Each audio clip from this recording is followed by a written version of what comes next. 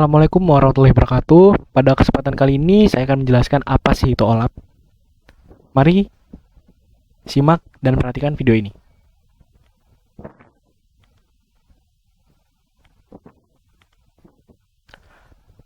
Oke.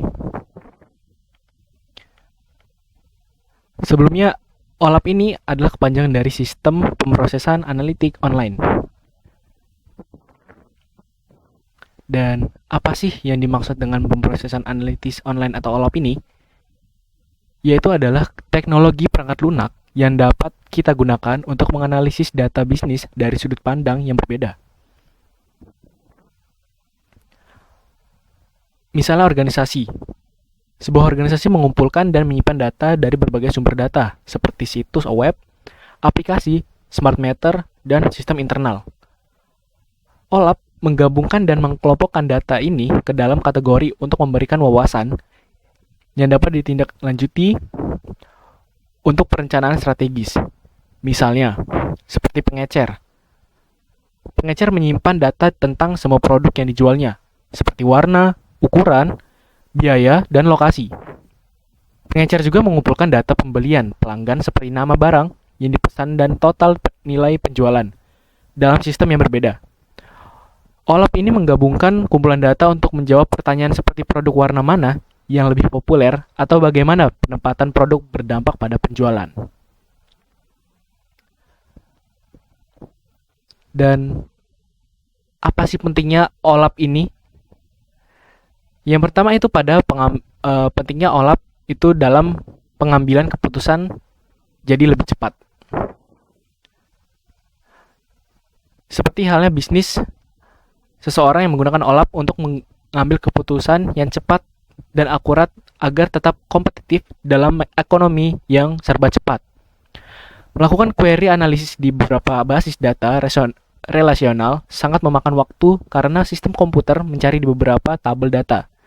Di sisi lain, sistem OLAP menghitung dan mengintegrasikan data sehingga analisis bisnis dapat menghasilkan laporan lebih cepat jika diperlukan. Lalu yang kedua, pentingnya OLAP ini yaitu sebagai dukungan penggunaan non-teknis. Sistem OLAP membuat analisis data yang kompleks lebih mudah bagi pengguna bisnis non-teknis. Pengguna bisnis dapat membuat perhitungan analitis yang kompleks dan menghasilkan laporan tanpa perlu mempelajari cara mengoperasikan basis data. Lalu yang terakhir ada tampilan data terintegrasi. OLAP menyediakan platform terpadu untuk pemasaran keuangan produksi dan unit bisnis lainnya. Manajer dan pengambil keputusan dapat melihat gambaran yang lebih besar dan memecahkan masalah dengan efektif.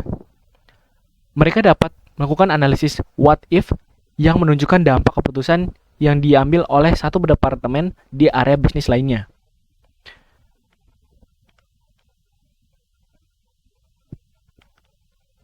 Lalu kita lanjut, dan apa itu arsitektur OLAP? Jadi arsitektur OLAP ini adalah rekayasawan data membangun sistem OLAP multidimensi yang terdiri dari elemen-elemen berikut, seperti gudang data. Yang pertama, gudang data ini mengumpulkan informasi dari berbagai sumber, termasuk aplikasi, file, dan basis data. Misalnya, gudang data mungkin mengumpulkan informasi dari basis data relasional yang menyimpan data dalam tabel baris dan kolom. Kemudian ada alat ETL, yang kepanjangannya adalah Extract, Transform, and Load, yaitu proses basis data yang secara otomatis mengambil, mengubah, dan menyiapkan data ke format yang sesuai untuk tujuan analitis. Gudang data menggunakan ETL untuk mengonversi dan menstandarisasi informasi dari berbagai sumber sebelumnya untuk membuat tersedianya alat OLAP ini. Lalu ada server OLAP, yaitu mesin yang mendasari yang memperdayakan sistem OLAP. Server ini menggunakan alat ETL untuk mentransformasikan informasi dalam basis data relasional dan mempersiapkannya untuk operasional OLAP. Kemudian ada basis data OLAP,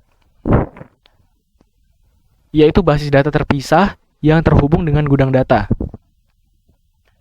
Rekayasawan data terkadang menggunakan basis data OLAP untuk mencegah gudang data dibebani oleh analisis OLAP. Mereka juga menggunakan basis data OLAP untuk memudahkan dalam membuat model data OLAP. Lalu ada kubus OLAP, yaitu model yang mewakili larik multidimensi informasi. Kubus OLAP ini atau hypercube adalah istilah untuk kubus data dalam sistem OLAP. Kubus OLAP kaku karena kita tidak bisa mengubah dimensi dan data yang mendasarinya setelah kita memodelkannya. Misalnya, jika kita menambahkan dimensi gudang ke kubus dengan dimensi produk, lokasi, dan waktu, kita harus memodel ulang seluruh kubus. Kemudian, yang terakhir ada alat analitik OLAP. Alat ini digunakan untuk berinteraksi dengan kubus OLAP. Kita bisa melakukan operasi seperti slicing, dicing, dan pivoting untuk mendapatkan wawasan yang lebih mendalam tentang informasi spesifik dalam kubus OLAP. Lalu kita lanjut ke bagaimana cara kerja OLAP ini. Jadi, Online Analytical Processing atau sistem pemrosesan online atau OLAP ini bekerja dengan mengumpulkan menata, mengagregatkan, dan menganalisis data menggunakan langkah-langkah seperti ini.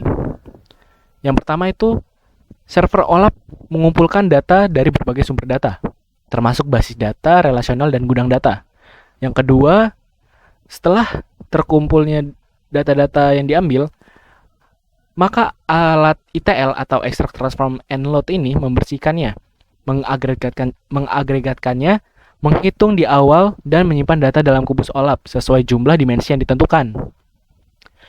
Lalu yang ketiga, dianalisis dari data-data tersebut menggunakan alat OLAP untuk mengquery dan menghasilkan laporan dari data multidimensional di kubus OLAP. Untuk query kubus OLAP itu menggunakan MDX seperti SQL yang menyediakan satu set instruksi untuk memanipulasi basis data.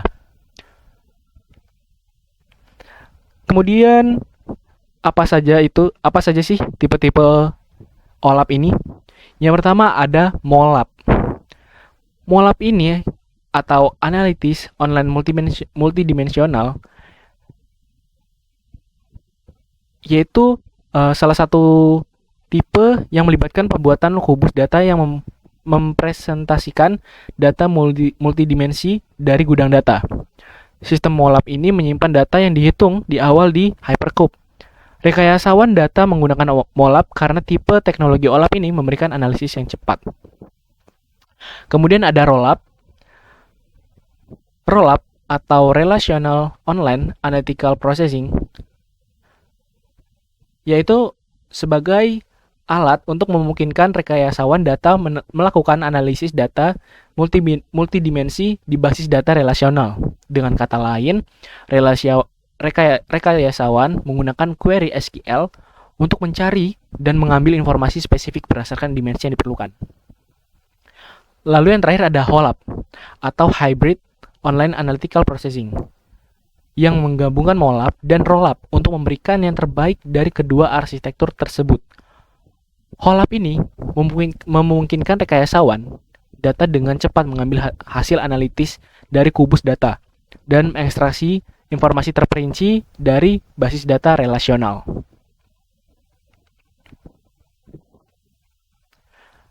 Itu saja yang bisa saya sampaikan, kurang lebihnya mohon maaf.